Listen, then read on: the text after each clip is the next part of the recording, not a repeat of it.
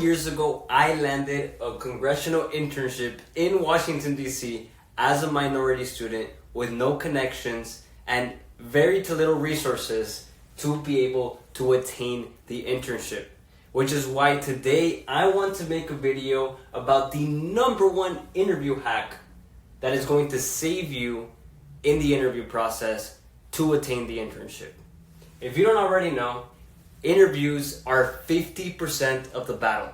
When you apply, the goal is not to land the internship. The goal is to land an interview. And once you land the interview, that is the second filter process that the recruiters in Congress, in the U.S. House of Representatives, in the U.S. Senate, for the politician that you want to work for, that you've been dreaming about, that's what they're going to filter you through as the next step. So it is very important for you to understand that this is not something to take lightly. When you are being interviewed, yes, you are qualified for the position. But that means that there are other people being interviewed, and it is a separate vetting process as to who they're going to pick as a final prospect for the internship. So do not take this process lightly. You are in a good position if you have landed an interview, but it is important to be as prepared as possible. So here in this video, I just want to showcase to you what the #1 interview hack. So I'm just not going to be gatekeeping. I'm going to tell you what it is. It is a interview cheat sheet. So I'm going to write it here. A cheat sheet. Now mind you, in school they always tell you, don't cheat on the test. Don't use AI. Don't do this, don't do that, right? But when it comes to interviews, you have to prepare. And the best way to prepare is to create a paper, is to create a document that showcases it to you, all the experiences you have, all the things that are going to suffice for you to be successful in the interview. But this video will do you no service if I don't understand or explain to you what a interview cheat sheet is. So without further ado, let me just get into it. The #1 thing that you need to add to your interview cheat sheet is a terms list.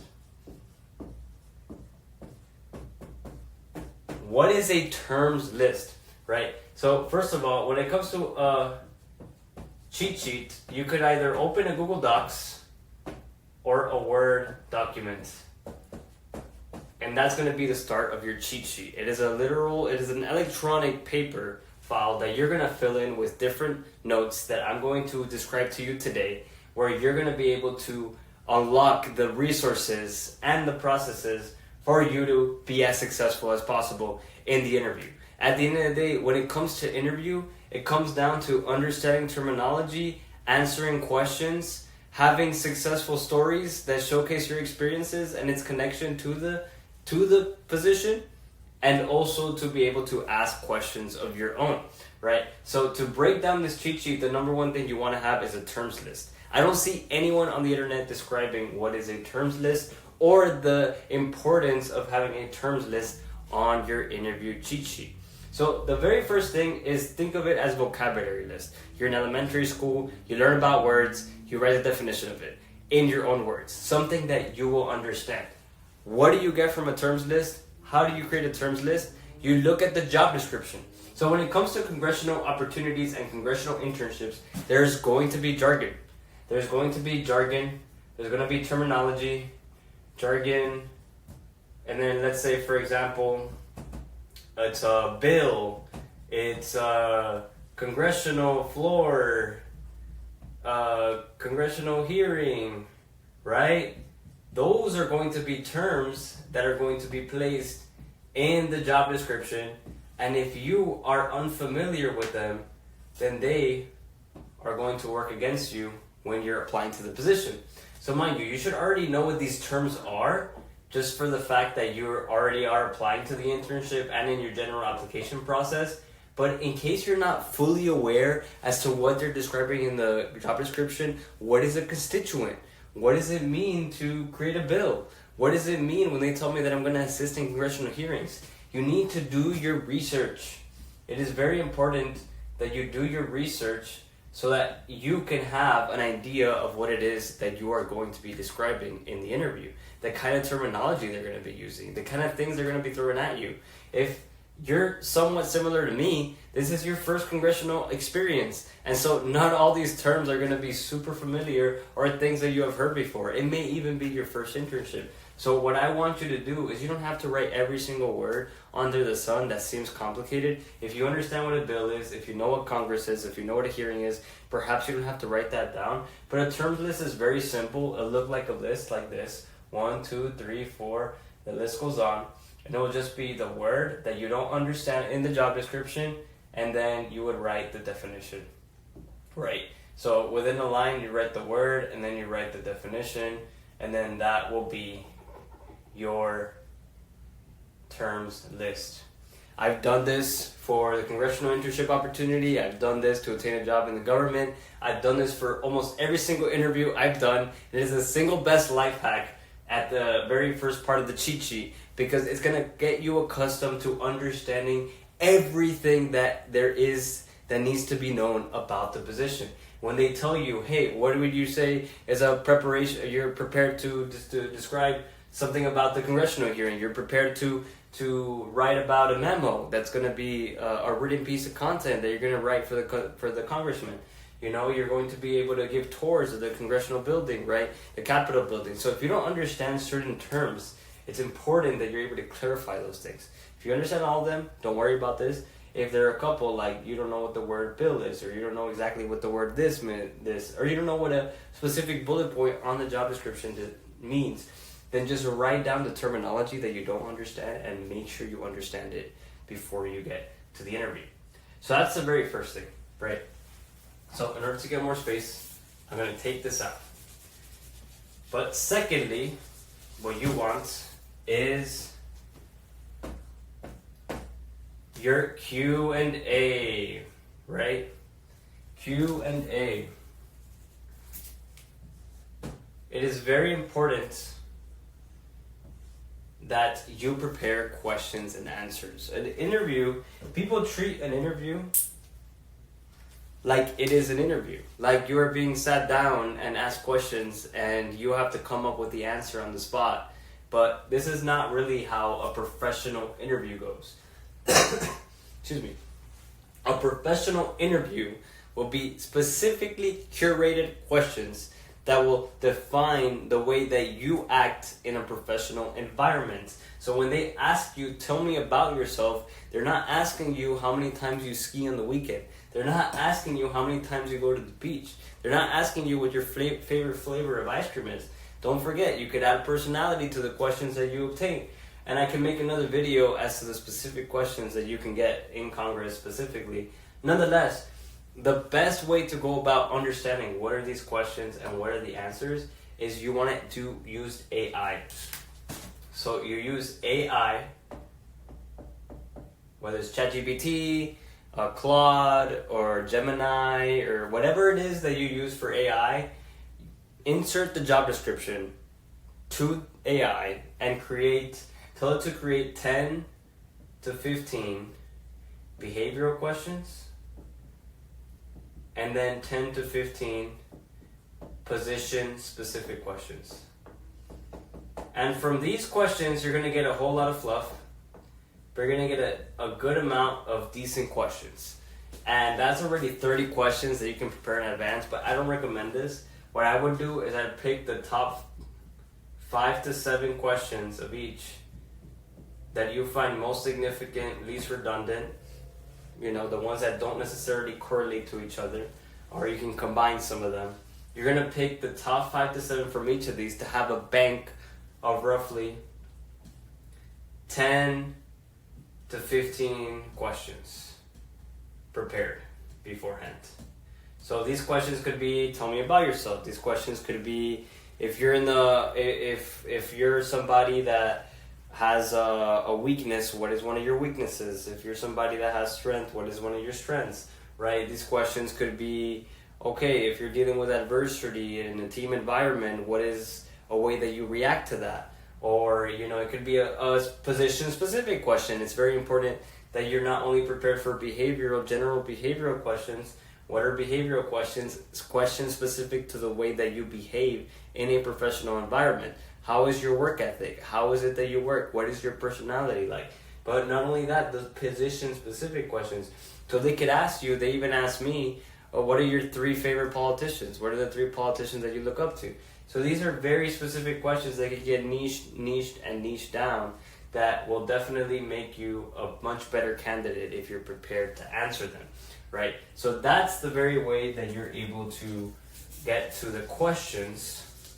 Now before I get to this, so use AI, and then eventually you'll have like 10 to 15 questions, right? 10 to 15 questions. All right? So once you have these questions, the way that you answer them is you utilize the CAR method. I can make a whole video explaining the CAR method, but that's not the point of this video. The point of this video is to break down how you can create this cheat sheet. What is C? Context. What is A? Action. What is R? Results.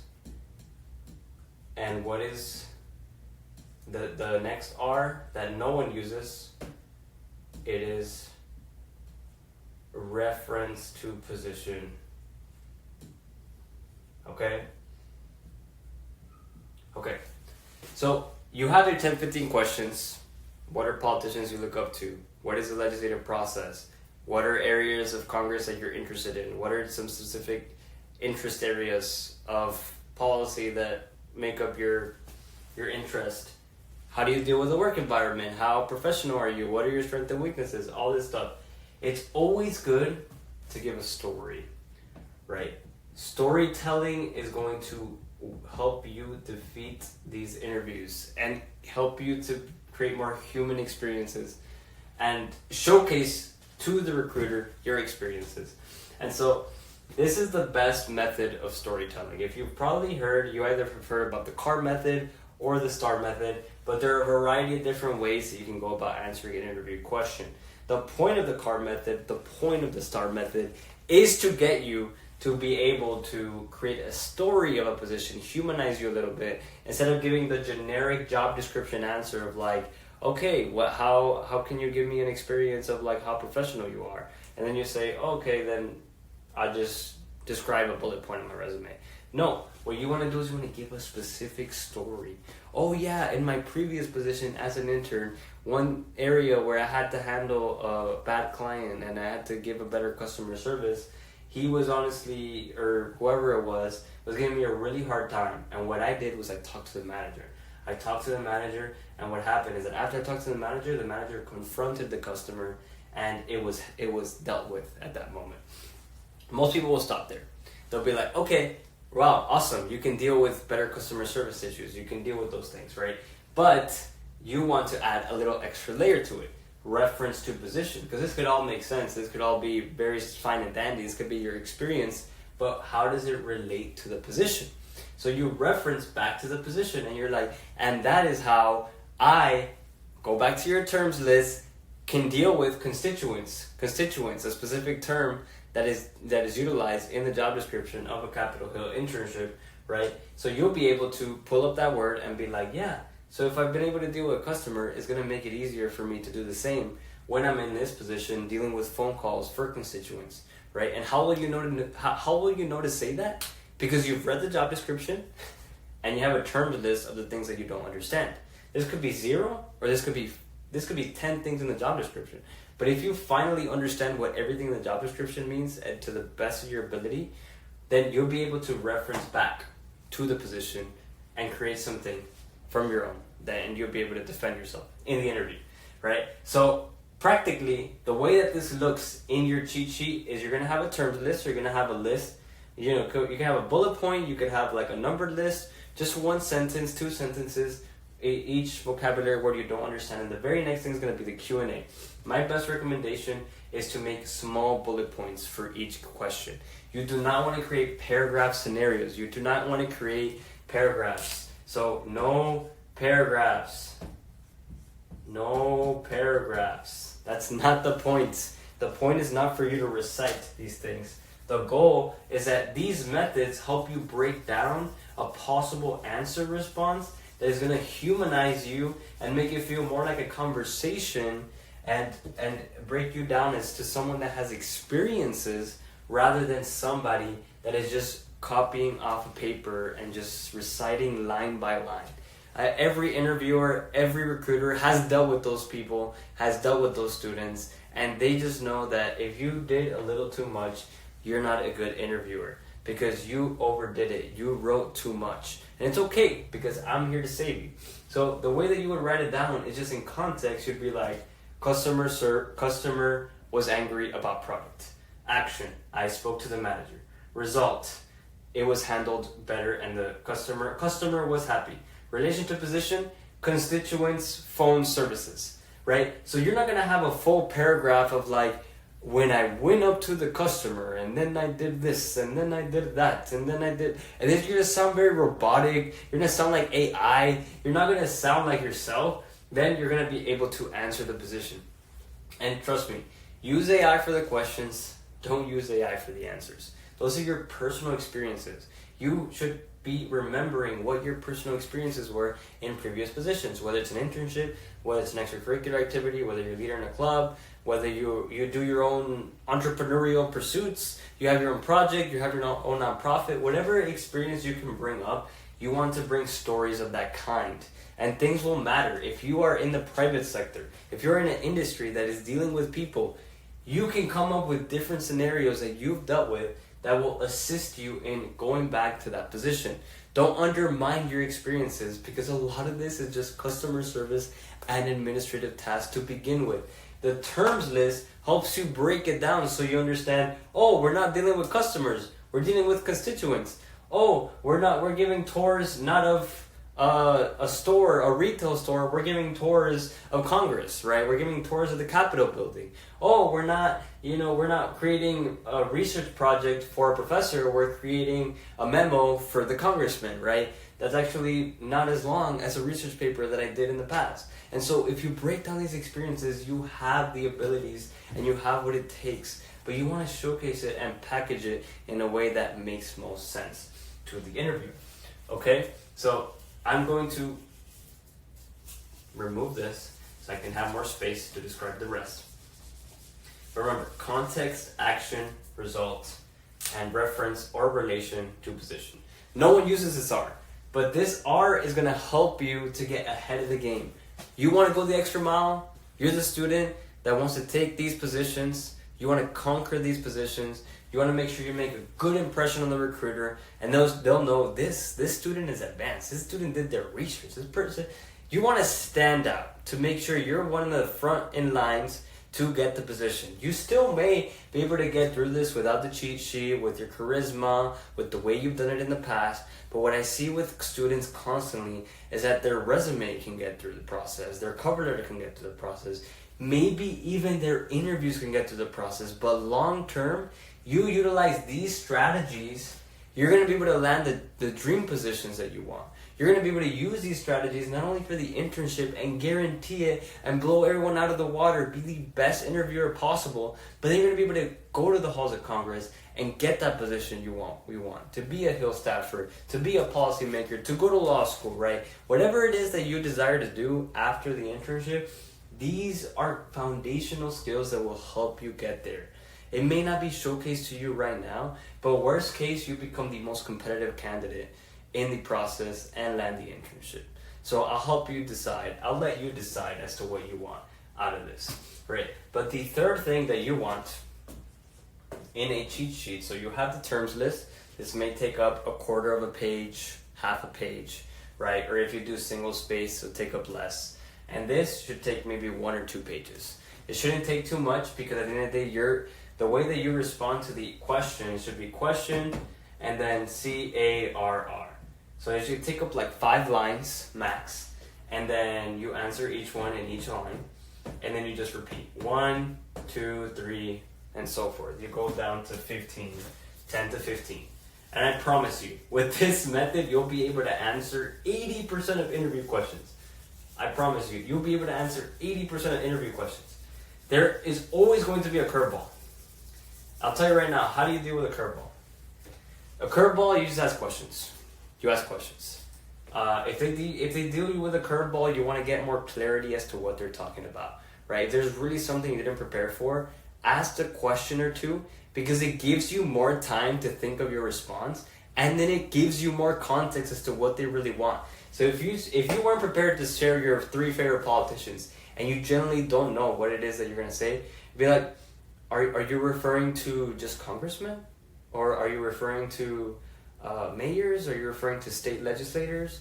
And then they'll be like, oh, actually, we're referring to congressmen. Oh, okay. Could I mention a president? Right? Could I mention this? And so, even in those questions where it should seem like, okay, what are your 3 favorite politicians? You should be able to answer that right off the bat. It gives you more time where it's like, oh, then I thought about presidents, then I thought about senators, and then you probably have 2 in your head, and then the third one could just be the congressman that you want to work for, right? Which is a little cheesy, but you create 2 other politicians in your head, and then you're able to answer the question with clarity. And that's just one example, but you can do that with any question that's a curveball that you don't fully understand. Just ask to get a little bit more context. At the end of the day, you want to know what they're getting at. So if they ask you, oh, what is your strategy for organization? You'd be like, are you speaking about when it comes to administrative tasks? Or are you speaking about when it comes to customer service?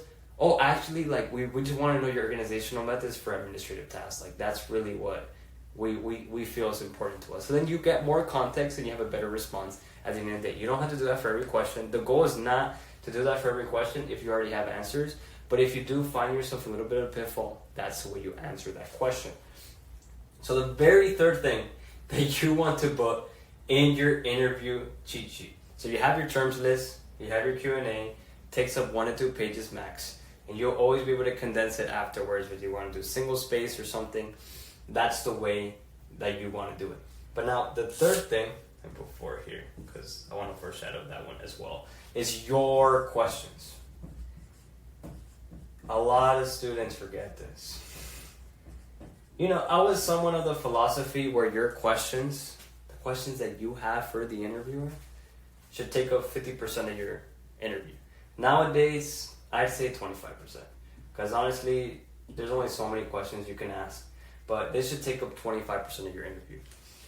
And the reason why this is so important is because, generally speaking, as much as the interviewer is interviewing you, you're interviewing them. You want to make sure this is the office that you want to work for. Because students that are watching these videos, you're sitting at home, you want to apply to these positions, you're not competitive for Congressman XYZ's office. You're competitive for Capitol Hill internships in general. So if you want to do Congressional Hispanic Caucus Institute, or you want to apply to a senator's office, or you want to apply for 3 U.S. House of Representatives, you can be competitive to all these internships, especially utilizing the strategies that I'm teaching you.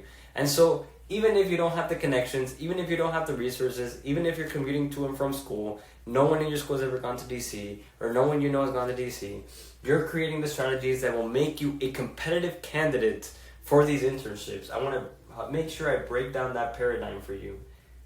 You want to make sure that this office is right for you.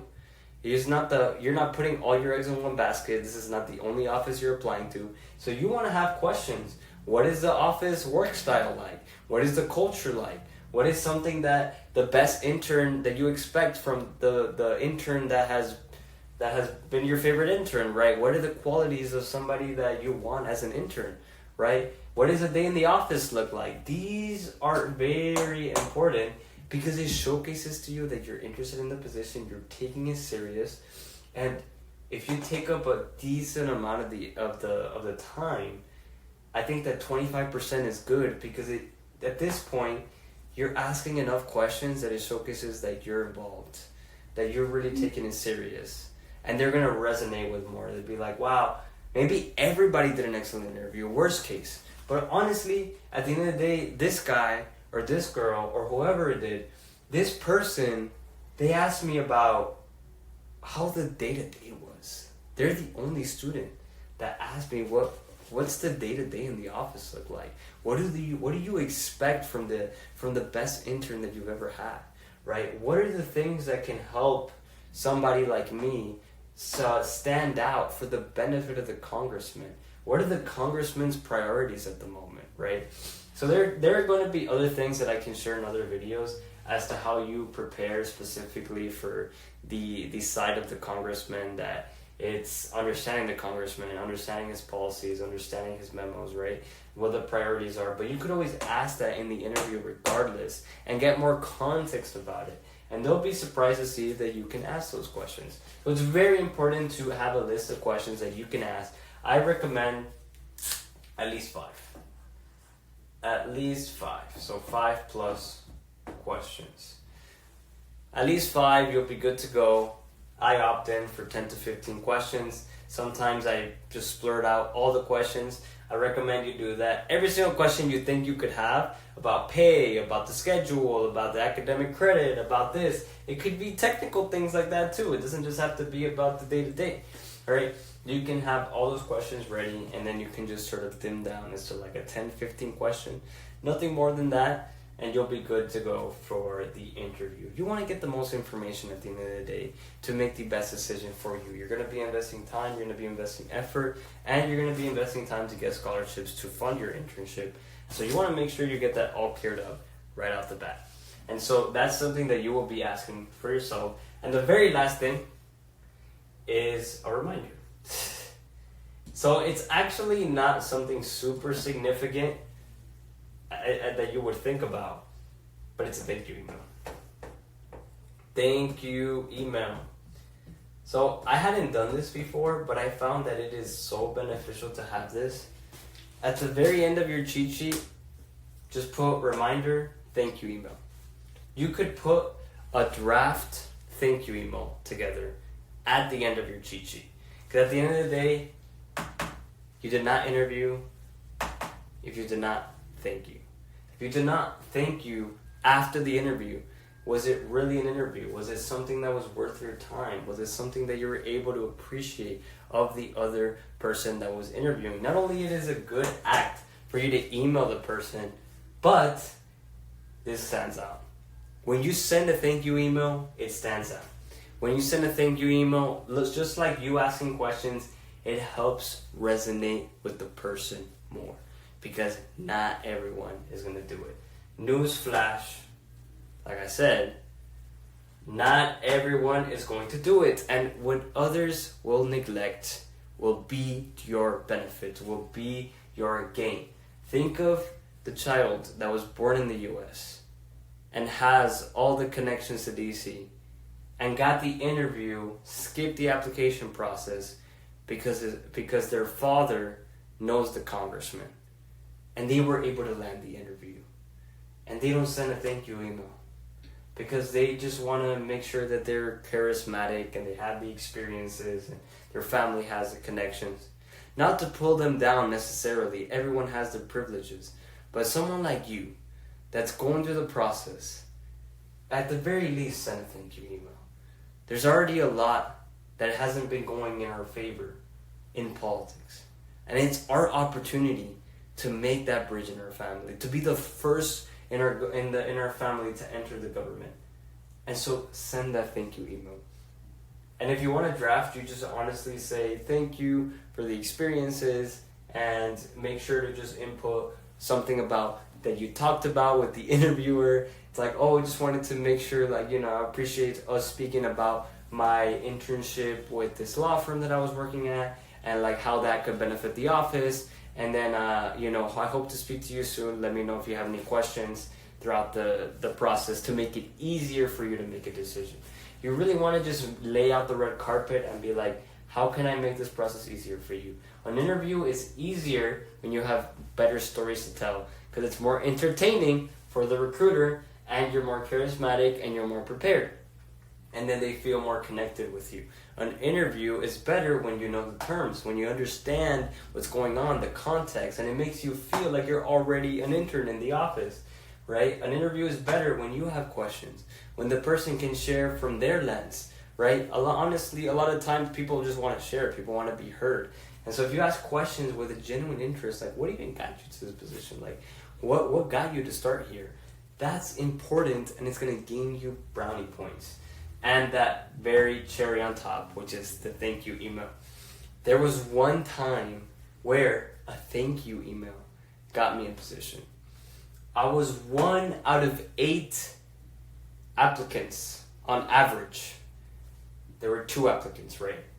2 applicants that got finalized for this position. I was one of 8 that sent a thank you email. 1 of 8.